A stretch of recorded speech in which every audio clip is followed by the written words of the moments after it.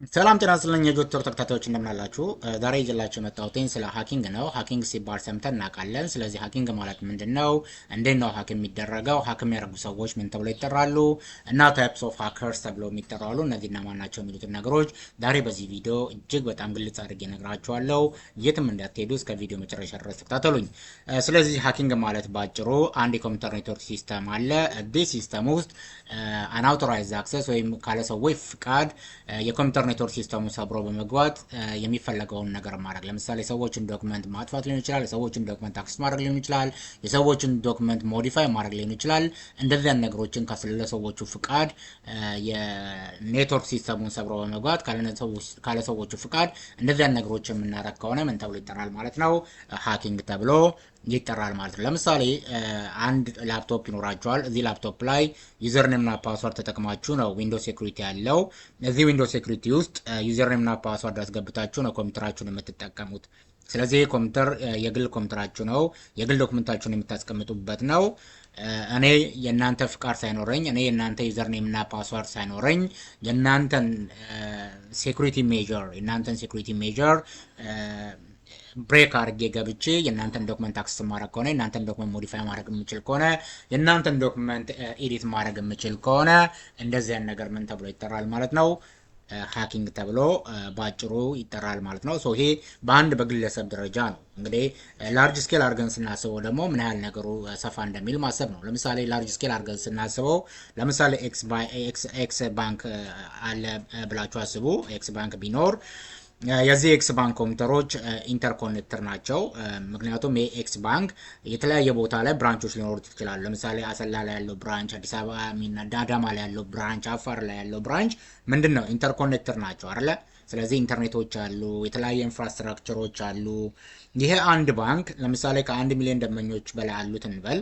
የተለያዩ መረጃዎችን ከአካውንት ነምበር ጀምሮ ይሄ የኤቲኤም ፓስወርድ እና ሌሎች የተለያዩ ፓስወርዶች በአጠቃላይ እዚህ ኔትወርክ ላይ ነው የሚቀመጡት አይደል እንዴ? እዚህ አዲስ አበባ ያለው ዋናው መስሪያ ቤት ኔትወርክ ላይ ነው ሙሉ ነኚህ እንደዚህ አይነት መረጃዎች የሚቀመጡት። እንደዚህ አይነት ክሪቲካል እና ኮንፊደንሻል የሆኑ መረጃዎች የሚቀመጡት እዚህ ኔትወርክ ሲስተም ውስጥ ነው የሚቀመጡት ራይት። ስለዚህ በአጠቃላይ ሃኪንግ ማለት ይህንን የባንክ ሲስተም ሰብሮ በመግባት ሃከሩ የሚፈልገውን ነገር ማድረግ የሚችል ከሆነ ነው ምን የሚባለው ማለት ነው? እንደዚህ አይነት ነገር ሃኪንግ ተብሎ ይጠራል ማለት ነው። ግልጽ ነው። ስለዚህ አንድ ይሄ ኤክስ ባንክ ቢኖር እንደነገርኳቸው ኤክስ ባንክ የተለያየ ብራንቾች ይኖሩታል እና ዋናው ግን ቢሮ የት ነው የሚኖረው? ለምሳሌ አዲስ አበባ ቢሆን ስለዚህ እነኚህ ብራንቾች ከአካውንት ነምበራቸው ጀምሮ ኤቲኤም ፓስወርዶቻቸው፣ ሌሎችም ፓስወርዶች በአጠቃላይ ምን ላይ ነው የሚቀመጡት ማለት ነው? እዚህ ኔትወርክ ሲስተም ላይ ነው። በአጠቃላይ እነኚህ ቀደም ያልኳቸው ክሪቲካል እና ኮንፊደንሻል የሆኑ መረጃዎች በአጠቃላይ እዚህ ላይ ነው የሚቀመጡት ማለት። ስለዚህ ይሄን የባንክ ሲስተም ሃከሩ ሰብሮ ገብቶ የሚፈለገውን ነገር አክሰስ ማድረግ የሚችል ከሆነ ይሄ ምን ተብሎ ይጠራል ማለት ነው? ሃኪንግ ተብሎ ይጠራል ማለት ነው። ያው የፋይናንስ ተቋማቶች ሃክ ከተደረጉ ያው ግልጽ ነገር ነው የሚካሄድባቸው ነገር ምንድነው የሚሆነው? ዘረፋ ነው የሚካሄድባቸው ማለት ነው አይደለ?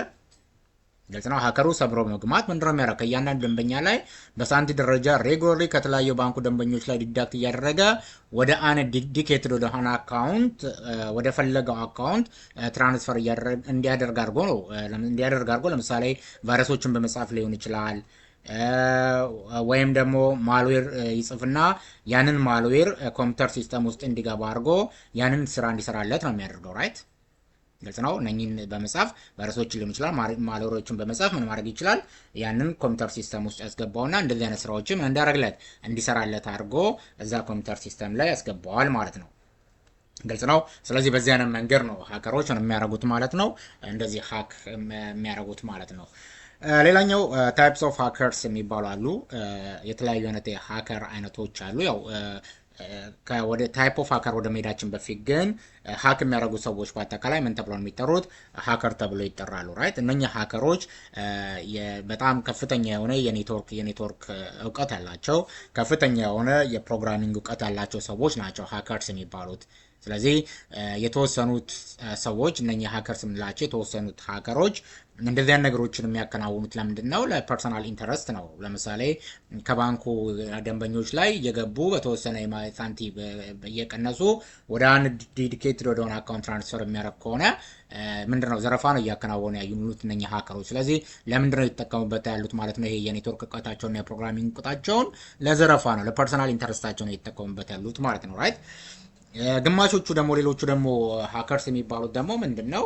ለበጎ ነገር የሚጠቀሙ ሀከሮችም አሉ። አብዛኞቹ ሀከሮች እውቀታቸውን የኮምፒውተር እውቀታቸውን የኔትወርክ እውቀታቸውና የፕሮግራሚንግ እውቀታቸውን ደግሞ ለምን የሚጠቀሙ ሀከሮች አሉ ማለት ነው? ለበጎ ነገር የሚጠቀሙ ሀከሮች አሉ ማለት ነው። ስለዚህ እነማን ናቸው ለፐርሰናል ኢንተረስት የሚጠቀሙት? የትኞቹ ሀከሮች ናቸው ለበጎ ነገር የሚጠቀሙት የሚለውን አሁን ነግራቸዋለሁ ማለት ነው። ስለዚህ ታይፕስ ኦፍ ሀከርስ የሚባሉ አሉ። አንደኛው የሀከር አይነት ብለን የምንጠራው ይሄ ዋይት ሃት ሀከር ተብሎ ይጠራል። ወይም ነጭ ኮፍያ ለባሽ ተብሎ የሚጠሩ ሀከሮች አሉ። ወይም እነኚህ ሀከሮች እነኚህ ዋይት ሃት ሀከርስ ተብሎ የሚጠሩት ወይም ነጭ ኮፍያ ሀከርስ ተብሎ የሚጠሩት አንዳንዴ ምን ተብሎ ይጠራሉ?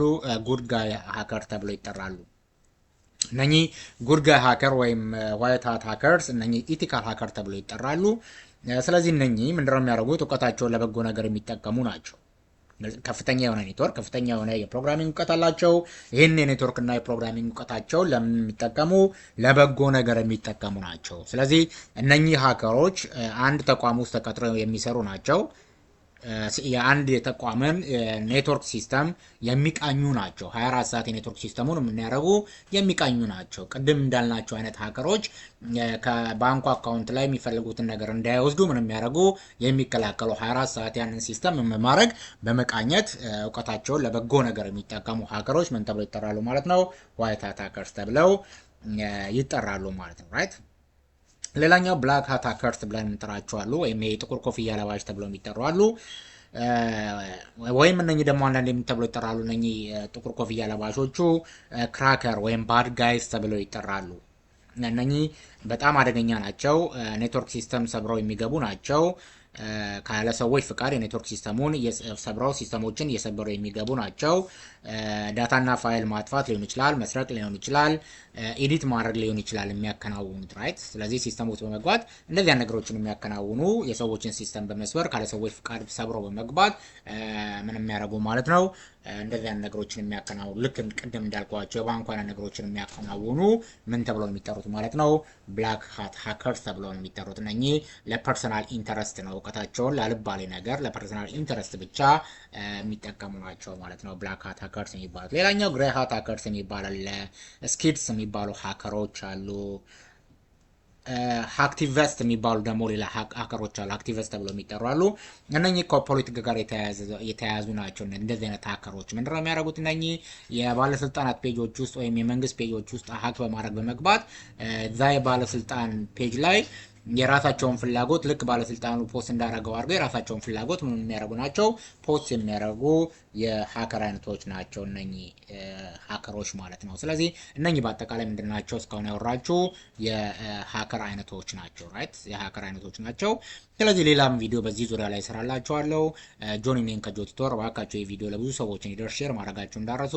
ይሄ ዩቲዩብ ቻናል እጅግ በጣም ትምህርት የሆኑና ነፃ ስኮላርሺፖች ሲኖሩም ፖስት የማድረግበት ቻናል ስለሆነ ለብዙ ሰዎች ሼር ብታደርጉልኝ ብዙ ሰዎችን መጥቀም እንችላለን። መልካም ጊዜ ይሁንላችሁ። ጆኒ ኔን ከጆ ቲቶር። ሰላም።